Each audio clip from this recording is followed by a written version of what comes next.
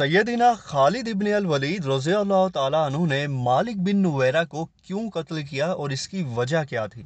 कुछ लोग यहाँ पर सैयदना खालिद इब्न अल वलीद पर इल्ज़ाम लगाते हैं कि उन्होंने सहाबी रसूल को कत्ल किया, जिन्हें यह भी नहीं पता कि वो सहाबी था भी या नहीं। और कुछ लोग इसमें एक्सट्रीम रवैया रखते हैं और कहते हैं कि माज़ल्लाह खालिद बिन वलीद को मालिक की बीवी लैला पसंद आ गई थी, इसलिए उन्होंने उसको कत्ल कर दिया और उनसे निकाह कर लिया। लेकिन बात यहाँ ख़त्म नहीं होती। कुछ लोग इससे भी आगे बढ़ जाते हैं और कहते हैं कि खालिद बिन वलीद रज़ियल्लाहु ताला अन्हु ने मालिक को कत्ल किया और उसी रात उसकी बीवी के साथ माज़ल्लाह ज़िना किया। तो क्या सच है और मालिक ने ऐसा क्या किया था कि खालिद बिन वलीद रज़ियल्लाहु ताला अन्हु ने उसे कत्ल कर दिया और सैयदना सिद्दीक़ अकबर ने भी खालिद को माफ़ कर दिया?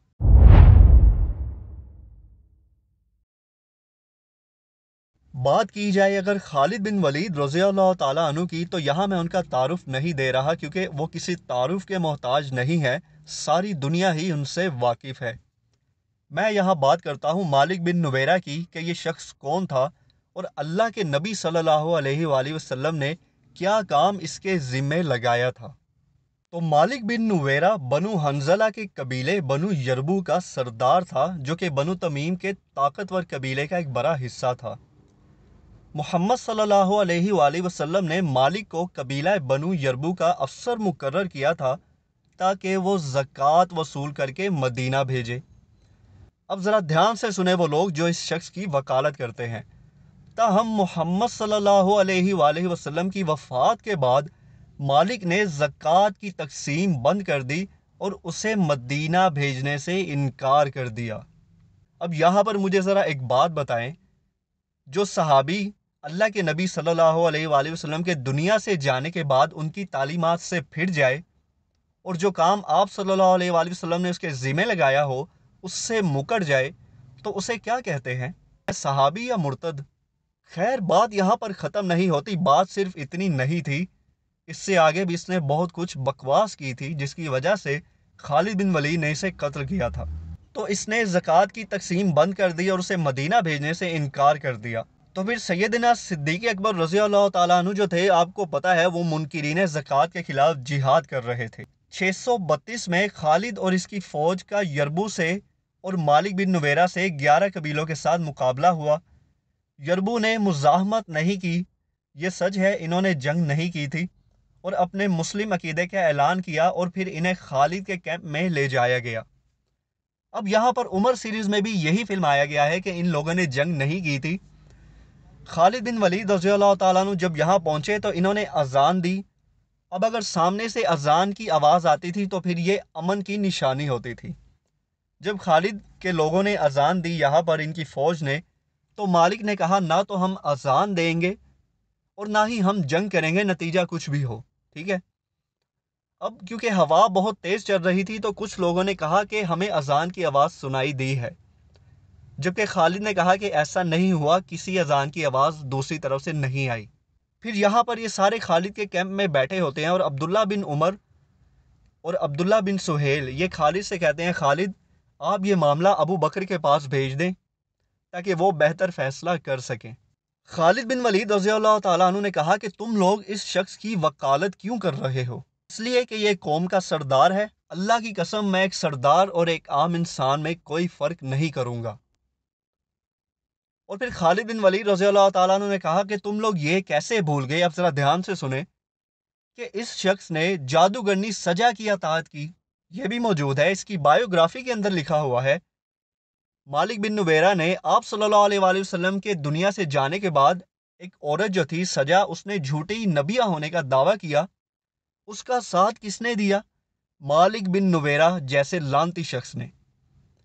अब जो सहाबी अल्लाह के नबी के दुनिया से जाने के बाद एक झूठे नबी का साथ दे रहा है, उसको आप सहाबी कह सकते हैं? सहाबी की डेफिनेशन क्या है? ज़रा जाके सहाबी की डेफिनेशन पढ़ो, फिर इस शख्स का दिफा करना। बात अभी भी यहाँ ख़त्म नहीं हुई। एक तो इसने सदक़ात और ज़कात देने से इनकार कर दिया आपकी वफ़ात के बाद, इसके बाद इसने झूठी नबिया का साथ दिया। बात यहाँ भी ख़त्म नहीं हुई, फिर इसने रबा के मुसलमानों को कत्ल किया। तो यही खालिद बिन वलीद ने उन लोगों से कहा, अब्दुल्ला बिन उमर से اور عبداللہ بن سہیل ابن عمر سے کہ تم لوگ اس لیے اس کی وکالت کر رہے ہو کہ یہ ایک سردار ہے جبکہ اس نے جادوگرنی سجا کی اطاعت کی، پھر اس نے ربا کے مسلمانوں کو قتل کیا۔ اس کے بعد خالد بن ولید رضی اللہ تعالیٰ عنہ نے کھڑے ہو کر فرمایا، اللہ کی قسم، ایک قاتل کا بدلہ صرف قتل ہے، چاہے وہ مسلمان ہی کیوں نہ ہو۔ اس کے بعد جب اسے بندی بنایا ہوا تھا، اسے باندھا ہوا تھا، ایک جگہ بیٹھا ہوا تھا یہ، وہاں خالد بن ولید گئے اور آپ نے کہا زکوٰۃ کے بارے میں کیا کہتے ہو؟ اس نے کہا جہاں تک نماز کی بات ہے اگر تم چاہو گے تو میں پڑھوں گا۔ خالد نے کہا میرا چاہنا یا اللہ کا چاہنا، کیا تم اللہ کے لیے نماز نہیں پڑھو گے؟ تو یہ شخص خاموش ہو جاتا ہے۔ پھر خالد بن ولید رضی اللہ تعالیٰ عنہ نے کہا میں نے تم سے زکوٰۃ کے بارے میں پوچھا ہے۔ اب اس شخص نے یہاں پر کیا بکواس کی، جہاں تک زکوٰۃ کی بات ہے میں تمہیں نہیں دوں گا۔ تو خالد بن ولید نے کہا کیا تمہیں نہیں پتا کہ نماز اور زکوٰۃ کی اہمیت ایک جیسی ہے؟ اب ذرا سنیں، اس شخص نے کہا تمہارے ساتھی اس کا دعویٰ کرتے تھے۔ کیا کہا اس نے یہ نہیں کہا ہمارے نبی، اس نے کہا تمہارے نبی اس کا دعویٰ کرتے تھے۔ اب یہاں پر خالد بن ولید رضی اللہ تعالیٰ عنہ کو اس قدر غصہ آیا کیونکہ اس نے آپ صلی اللہ علیہ وآلہ وسلم کا ہی انکار کر دیا ان کے دنیا سے جانے کے بعد۔ تو خالد بن ولید نے کہا کہ یہ ایک بدکار انسان ہے، اس کا سر دھڑ سے اڑا دو۔ وہاں پر کھڑے کچھ لوگ جو تھے انہوں نے پھر کہا خالد ایسا مت کرو۔ خالد نے کہا تم نے سنا نہیں اس نے کیا کہا؟ اس نے اللہ کے نبی کا بھی انکار کر دیا۔ تو پھر خالد بن ولید رضی اللہ تعالیٰ عنہ نے اس کو قتل کر دیا، اور پھر یہ خبر مدینے پہنچ گئی سیدنا صدیق اکبر کے پاس۔ ابو قتادہ رضی اللہ تعالیٰ عنہ یہ خبر لے کر سیدھا گئے سیدنا صدیق اکبر کے پاس اور کہا، سارا معاملہ بیان کیا کہ یہ ہوا، ہم نے خالد کو منع بھی کیا کہ اسے قتل نہ کریں لیکن انہوں نے ہماری نہیں سنی۔ اس کے بعد ابو قتادہ نے کہا کہ خالد نے ان کو قتل کیا، اس کے بعد ان کی بیوی جو کہ بیوہ ہو گئی تھی اس سے شادی کر لی، جو کہ اپنے آپ میں بڑی ایک بے غیرت بات ہے۔ تو سیدنا صدیق اکبر رضی اللہ تعالیٰ عنہ نے کہا کیا خالد نے اس سے اس کی عدت پوری ہونے کے بعد شادی کی؟ تو ابو قتادہ نے کہا کہ ہاں، عدت پوری ہونے کے بعد ہی شادی کی، انہوں نے اسلام کے قوانین کو نہیں توڑا۔ اب یہاں پر سیدنا عمر بن خطاب رضی اللہ تعالیٰ عنہ کو غصہ آ گیا شدید، اور انہوں نے ابو بکر سے کہا کہ خالد کو فوراً ان کے عہدے سے معزول کیا جائے، انہیں چاہیے تھا کہ معاملہ آپ تک لے کر آتے، انہوں نے خود اسے کیوں قتل کیا؟ تو سیدنا ابو بکر نے ابو قتادہ کو ڈانٹ دیا کہ تم جنگ کے اس موقع پر اپنے سپہ سالار کو چھوڑ کر اس کی شکایت لے کر میرے پاس آئے ہو، واپس جاؤ۔ تو عمر بن خطاب نے کہا یا ابو بکر آپ اسے کیوں ڈانٹ رہے ہیں، آپ کو تو چاہیے کہ آپ خالد کو سزا دیں اور اسے معزول کر دیں۔ پھر حضرت عمر نے کہا آپ نے خالد کے لیے کیا سوچا ہے، آپ اسے سزا دیں گے؟ تو ابو بکر نے کہا کیسی سزا؟ تو عمر بن خطاب نے کہا اس نے اس شخص کا قتل کیا جو کہ پوری طرح سے کافر بھی نہیں تھا، مسلمان تھا۔